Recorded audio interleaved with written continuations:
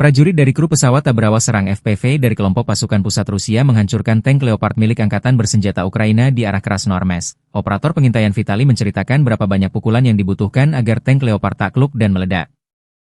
Rekaman lain, kru drone FPV dari Rubicon Center terus melancarkan serangan terhadap peralatan militer dan UAV milik Angkatan Bersenjata Ukraina di arah Ugledar.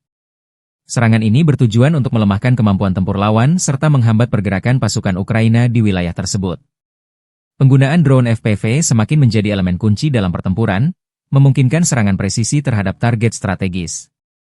Dengan operasi yang terus berlanjut, situasi di Ugledar tetap tegang, sementara pasukan Rusia berupaya mempertahankan keunggulan taktis di medan perang.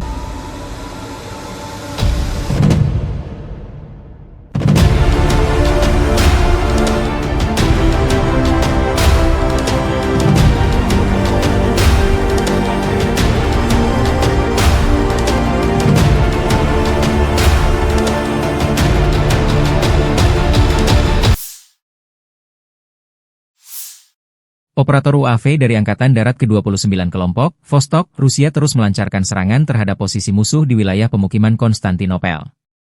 Serangan ini dilakukan secara sistematis untuk melemahkan pertahanan lawan dan mengendalikan area strategis dalam konflik yang masih berlangsung.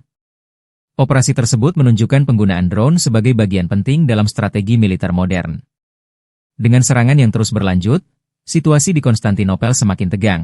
Sementara pasukan, Vostok, berupaya memperluas kendali mereka di wilayah tersebut.